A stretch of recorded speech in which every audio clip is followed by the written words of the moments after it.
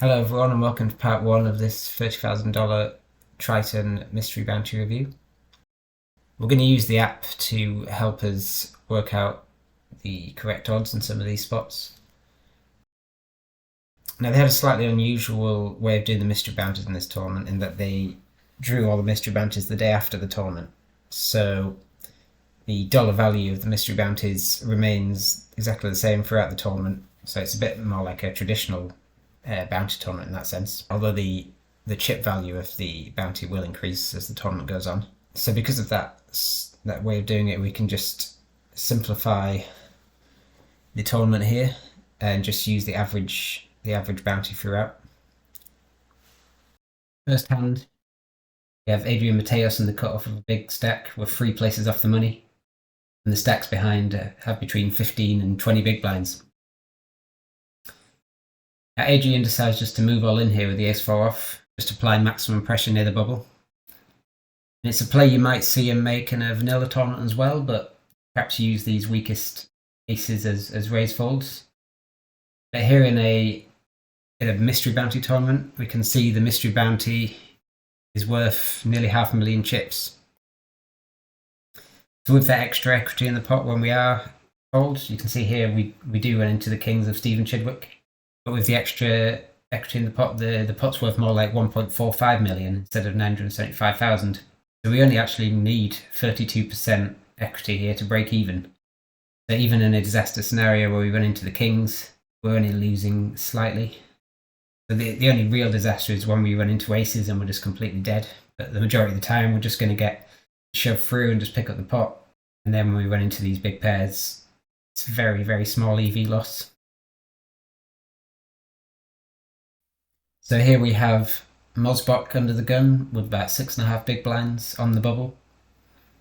Now he's going to have to be very tight here because he's got very little fold equity, and with his short stack he's really incentivized just to try and squeak into the money, but he's also going to be in the big blind and paying the big blind ante the next hand, so ace queen suited is just a bit too strong here, so he effectively moves all in. And here we have Vogelsang in the small blind with queen 7 suited and a big stack. And he moves all in, which might seem reckless at first given that Jan has quite a big stack in the big blind. But when we consider that the mystery bounty is worth nearly 500,000 chips here, then the pot is actually going to be about 1.08 million. So he only actually needs about 22% equity here to break even. Of course, in reality, we would want a bit more than that because of the big blind potentially waking up with a hand behind. But then we do cover the big blind, so we will at least potentially win their bounty when they do wake up with a hand. So I probably want something more like 25-26% equity here in Vogelsang's shoes. So if we give Mosbok this tight under the gun range, probably something like this, it might be a little bit tighter, might be a little bit looser. We can see queen 7 suited, it's getting nearly 29%, so more than enough equity here to go with it. In fact, any suited hand here you could potentially go with, although perhaps some of the weakest ones you would fold. And even hands like 7-5 offsuit here you could potentially go with, so Vogelsang really can shove very wide in the small blind.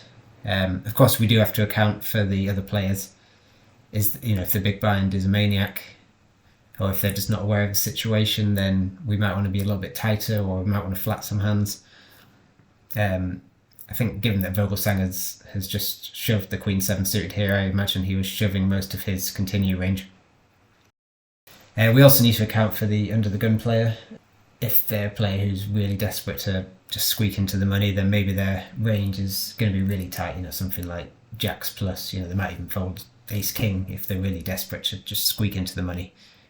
In which case we would need to be a lot tighter because suddenly these hands are getting nothing like the right price to call. The bubble has now burst, and we can see that the mystery bounty has shot up to 613,000 chips.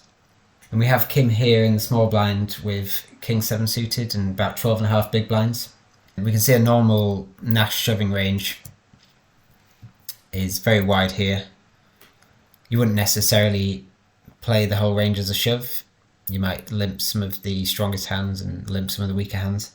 But in a mystery bounty tournament, we do mostly want to be playing our hand as a shove, but we do also want to be playing tighter because we're going to get called a lot wider. So we probably want to fold some of these weaker suited hands, some of these offsuit connectors, because we will get looked up by a lot of middling hands from Ike when he's getting such a good price. Hands like 10-8 offsuit, which would normally be easy folds. So we see that King 7 does move into the middle, and Ike has what appears to be a very easy fold of 7-4 offsuit.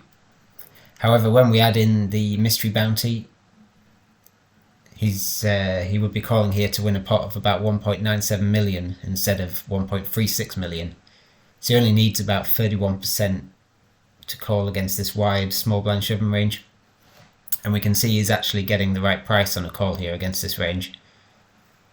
However, there are future game considerations. It would be a significant blow to his stack and would mean he cannot chase bounties as widely if he loses. He may also feel that he's one of the strongest players left in the tournament, so is willing to sacrifice a little bit of EV here in a high variance spot. But given how long he's tanking here with 7-4 offsuit, I suspect he would have gone with a hand like 7-4 suited, 7-6 offsuit. He may feel just a little bit too strong. However, 7-4 offsuit is just too weak on this occasion.